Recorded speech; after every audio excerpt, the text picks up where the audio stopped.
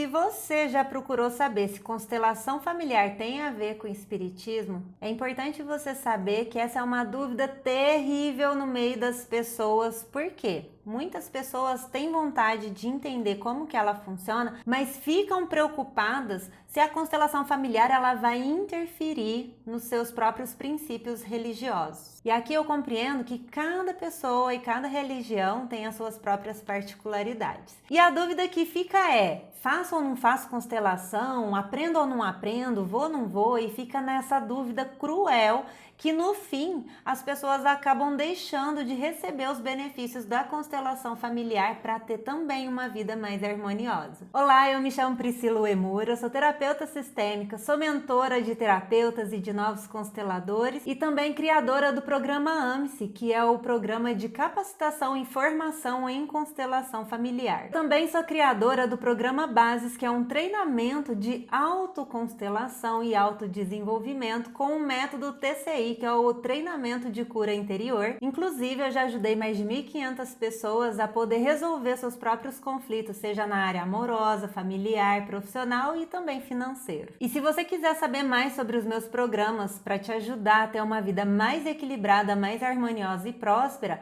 os links estão disponíveis embaixo desse vídeo. E tudo que você precisa saber sobre constelação familiar, se tem a ver com espiritismo, eu coloquei aqui nesse vídeo para acabar de uma vez por todas esse monte de dúvidas que você pode estar passando aí na tua cabeça, combinado? Então chega de papo, vamos lá e vamos começar. Por que as pessoas se preocupam tanto com isso? De falar, nossa, parece que tem a ver com espiritismo, né? O que está acontecendo? Que bagunça é essa? O que a gente precisa compreender de primeira é que dentro das constelações familiares, Bert Hellinger, ele trouxe à luz, ele percebeu através das dinâmicas de conflitos das famílias que nós todos somos vinculados por uma fonte muito intensa que se chama amor.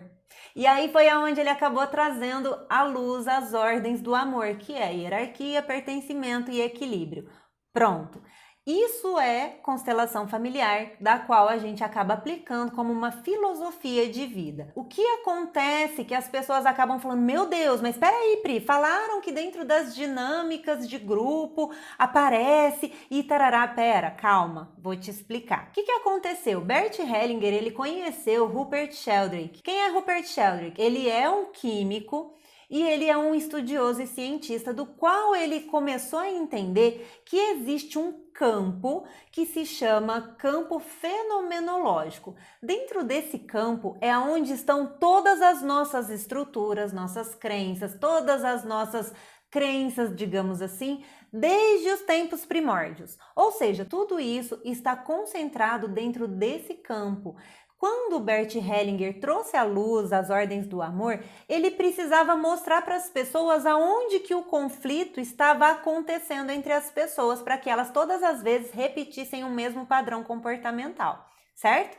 E aí o que aconteceu? Ele acabou falando que existe esse campo fenomenológico junto com Rupert Sheldrake, que é onde a gente acaba trazendo à luz aquilo que está oculto. Mas Pri, o que isso tem a ver de fato que acabam confundindo as pessoas? Porque Bert Hellinger, quando ele fala da constelação familiar, primeiro que ele fala sobre os vivos e os mortos. Aí as pessoas vão falar, meu Deus, é um morto, né? Morreu, então é um espírito. Não, calma. Quando ele fala sobre vivos e mortos, o que ele está querendo dizer? Que dentro desse campo fenomenológico, esse campo da família, que é o campo sistêmico, eu tenho o meu campo, você tem o seu campo, né? O marido, a companheira, cada um tem um campo familiar. Está registrado todas as memórias daqueles antepassados. É como se a gente fosse ler um livro, vamos supor, né? Às vezes a gente traz para nossa cabeça que quando uma pessoa morre, acabou, morreu o assunto, a pessoa partiu dessa para uma melhor e aí nunca mais se ouve falar da pessoa. Ok, a pessoa morreu fisicamente, porém, a gente precisa levar muito em consideração que a nossa história é como se fosse um livro. O nosso campo familiar, esse campo sistêmico, é como se fosse um livro que registra ali toda a história da sua ancestralidade. Então vamos supor que uma pessoa morreu. Não é porque a pessoa morreu que você vai rasgar o capítulo desse livro, né? E vai deixar aquela parte em branco. O que vai acontecer? Quando a gente está lendo um livro e a gente arranca um capítulo, é como se a história do livro ficasse totalmente incompleta, não é verdade? Parece que as coisas ficam sem pé nem cabeça. E fala, como que cheguei nesse ponto, sendo que ali aconteceu isso? Não é verdade? Da mesma forma, é o nosso campo sistêmico. Todas as pessoas vivas e as que morreram fazem parte, a história delas está completamente registrada nesse campo fenomenológico. Olha só que interessante. Então, vamos supor, a história do teu avô faz parte para que hoje você seja quem você é. A história de todos os teus antepassados está aí. Por isso que tem questões que você vai observar nas histórias das famílias de outras pessoas, de alguém que consegue crescer demais, de repente quebra. Depois vem uma outra geração que cresce demais, de repente quebra, financeiramente falando. Por quê? Isso é uma repetição de padrão, porque eles estão trazendo, querendo mostrar aquilo que está oculto. Às vezes, um capítulo lá atrás que foi arrancado do livro, que está querendo vir à tona. Compreendeu?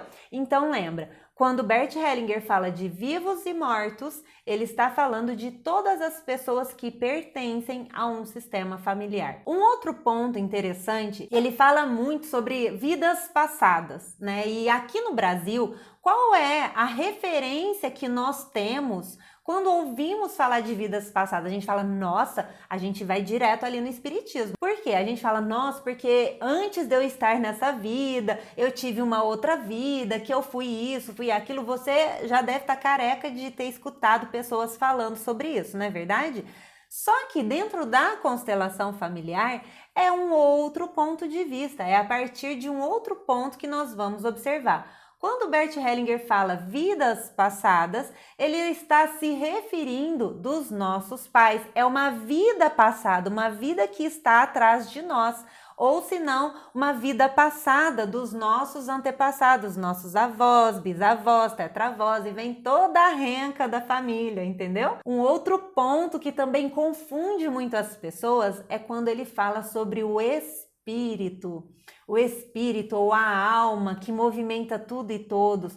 Quando a gente fala da palavra espírito ou da palavra alma, o que está acontecendo? Nós vamos sempre levar para um sentido religioso, mas não é partindo desse princípio que Bert Hellinger nos traz. Quando ele fala do espírito, ele está falando sobre essa energia que nos movimenta. Aí você vai me falar, ai Pri, mas eu já ouvi falar disso na igreja evangélica, mas eu já ouvi falar sobre isso como Espírito Santo dentro da igreja católica. Aí outro vai falar, mas eu já ouvi falar de espírito dentro do espiritismo. Ok, não tem problema.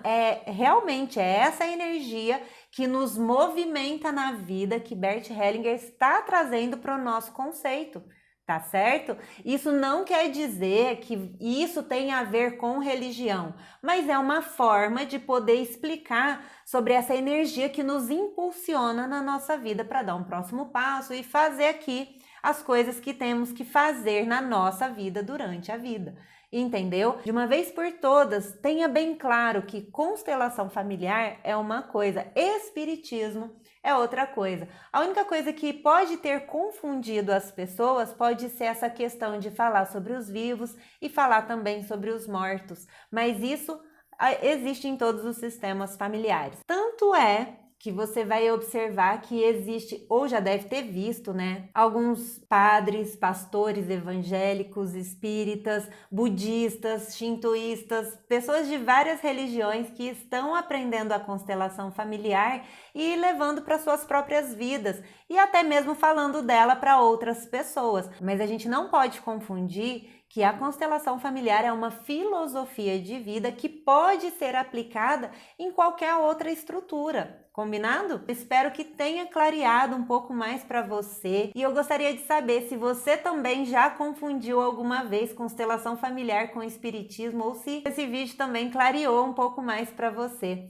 Coloca aqui nos comentários que eu vou ficar super feliz de estar te respondendo também. Espero que esse vídeo tenha te ajudado. Um grande beijo e até o próximo vídeo. Bom, como eu vi aqui que você se interessou por esse assunto, eu quero te dizer o seguinte: tenho mais vídeos que falam mais sobre a constelação familiar e que são bem semelhantes a esse que você acabou de assistir. Faz o seguinte, clica aqui do lado para você poder assistir mais vídeos a respeito de constelação familiar e como que ela pode te ajudar na vida.